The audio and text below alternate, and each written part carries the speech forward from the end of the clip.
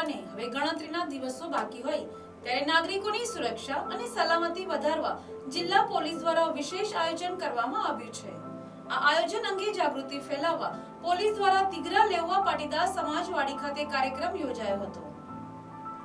કાર્યક્રમની અધ્યક્ષતા જિલ્લા પોલીસ વડા રાહુલ પટેલે કરી હતી। તેમણે નાગરિકોને તહેવાર દરમિયાન સુરક્ષા અને સલામતી અંગે માર્ગદર્શન આપ્યું હતું। આ કાર્યક્રમમાં આંગડિયા પેઢી, જ્વેલર્સ, વેપારીઓ તેમજ રિક્ષા એસોસિએશનના પ્રતિનિધિઓ પણ જોડાયા હતા, જેથી સૌ સાથે મળીને સુરક્ષા અભિયાનને સફળ બનાવી શકે। સુરક્ષા અભિયાન અંતર્ગત નવસારી જિલ્લા પોલીસે રિક્ષા નોંધણીનો પાયલોટ પ્રોજેક્ટ પણ શરૂ કર્યો છે। આ પ્રોજેક્ટનો હેતુ રિક્ષામાં મુસાફરી કરતા મુસાફરોની સુરક્ષા સુનિશ્ચિત કરવાનો છે।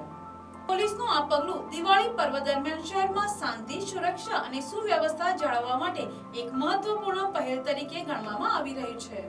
આજરોજ નવસારી જિલ્લાના નવસારી ટાઉન પોલીસ સ્ટેશન વિસ્તારમાં ત્રણ વાત તમારી કાર્યક્રમનું આયોજન કરવામાં આવ્યું હતું, જેની અંદર નવસારી જિલ્લા પોલીસના અધિકારીઓ, ગણપતિ આયોજક મંડળો, જ્વેલર્સ, આંગડિયા પેઢીના માલિકો અને રિક્ષા ચાલકો અને રિક્ષા એસોસિએશનના સભ્યો આ વગેરે ઉપસ્થિત રહ્યા હતા।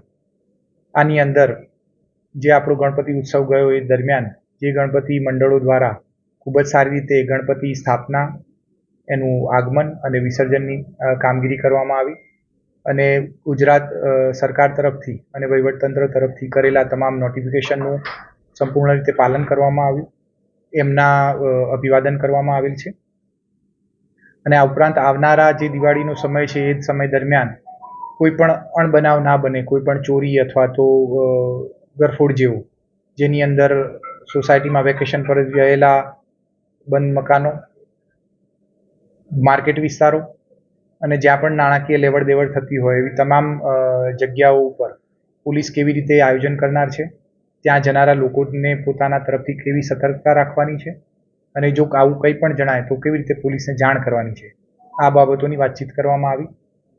તેમજ નવસારી ટાઉન અને વેજલપુર વિસ્તારની અંદર જે રિક્ષાઓ ચાલે છે, લગભગ 2500 જેટલી રિક્ષાઓ ચાલે છે, એના રિક્ષા એસોસિએશન તરફથી એના સહકારથી એ રિક્ષાઓને એક નંબરિંગ આપવામાં આવ્યું છે, જેથી એની અંદર મુસાફરી કરતા મુસાફરોને ની સલામતી અને આપણે સુરક્ષા વધારી શકીએ।